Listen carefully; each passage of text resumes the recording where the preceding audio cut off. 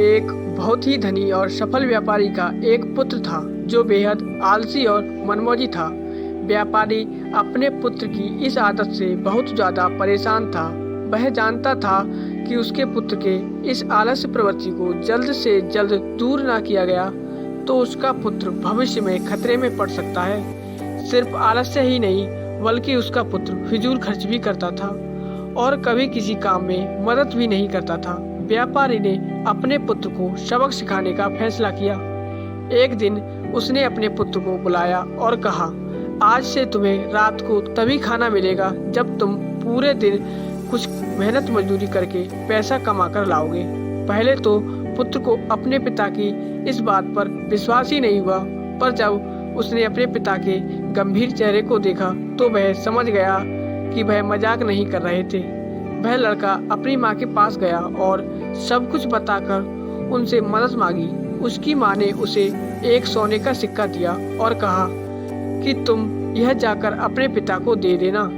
रात को भोजन के समय जब पिता ने पुत्र से पहले दिन की कमाई के बारे में पूछा तो पुत्र ने फटाफट सोने का सिक्का दिखाया जो कि उसकी माँ ने दिया था। सोने का सिक्का देखते ही उसके पिता समझ गए कि उस दिन लड़के ने कुछ नहीं कमाया। पिता ने कहा, जाओ और इसे घर के बाहर जो कुआं है उसमें यह सोने के सिक्के को फेंक दो। बिना किसी हिचकिचाहट के लड़के ने सोने के सिक्के को कुएं में फेंक दिया।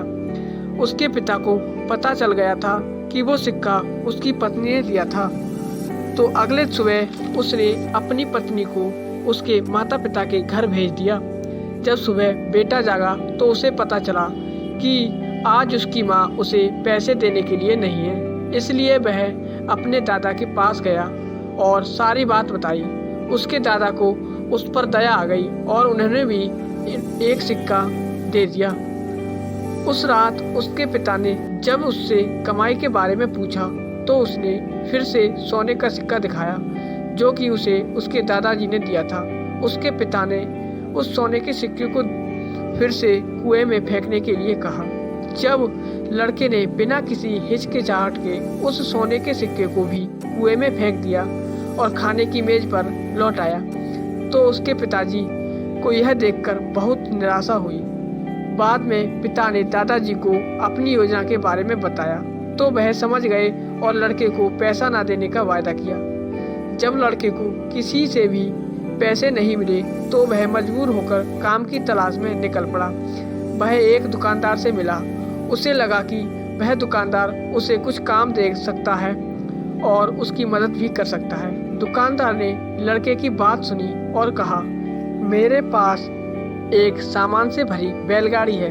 अगर तुम इसे मेरे घर तक पहुंचा दोगे तो मैं तुम्हें एक चांदी का सिक्का दे सकता हूं। लड़का राजी हो गया और काम पर लग गया। जब तक उसने बैलगाड़ी घर तक पहुंचाई तब तक वह बहुत थक चुका था और पसीने से तरबतर हो चुका था, लेकिन उसे स्वयं एक चांदी के सिक्के को कमाकर बहुत खुशी महसूस हो रही थी। अपने पिता को यह दिखाने के लिए वह तुरंत घर की ओर भागा और वह बड़े गर्व के साथ उसने वह चांदी का सिक्का अपने पिता को दिखाया। लेकिन उसके पिता ने उसे फिर से सिक्के को कुएं में फेंकने के लिए कहा, परंतु इस बार लड़के ने रोते हुए सिक्के को फेंकने से मना कर दिया और बोला, पिताजी, मेरा पूरा शरीर बुरी तरह से दर्द कर रहा है और आप मुझे सिक्का को कुएं में फेंकने के लिए कह रहे हो। पिताजी ने मुस्कुराते हुए कहा, जब आपकी मेहनत का फल बर्बाद होता है तो बहुत बुरा लगता है ना। चांदी का सिक्का तुम्हारी मेहनत और पसीने की कमाई है, इसलिए तुम्हें इसे फेंकने में दर्द महसूस हो रहा है। जब तुमने सोने के सिक्कों के लिए मेहनत नहीं की थी तो उन्हें कुएं में फेंकने के लिए जरा भी हिचकिचाहट महसूस नहीं हुई, पर अब तुम समझ चुके हो कि इन चांदी के सिक्कों का मूल्य तुम्हारी कड़ी मेहनत है। लड़के को परिश्रम का महत्व तो समझ में आ गया और अपनी गलती का एहसास भी हुआ। उसने पिताजी को धन्यवाद दिया और कहा, पिताजी, आप नहीं जानते कि मैं आपका कितना आभारी हूँ।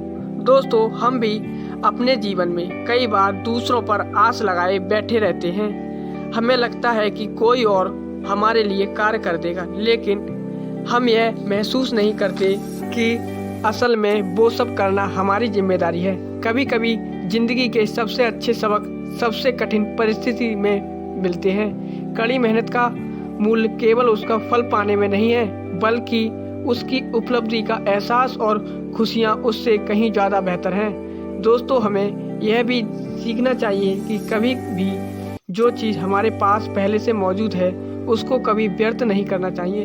हमें जो भी मिला है उसका आदर करना चाहिए और ज़रूरी काम में उसका उपयोग करना चाहिए, क्योंकि जो भी हमें मिला है हो सकता है उसमें हमारी मेहनत नहीं हो, पर वो किसी न किसी का परिश्रम जरूर है। तो कभी भी किसी की कमाई व्यर्थ नहीं करनी चाहिए। दोस्तों, आशा करते हैं कि आपको यह वीडियो बहुत पसंद आई होगी।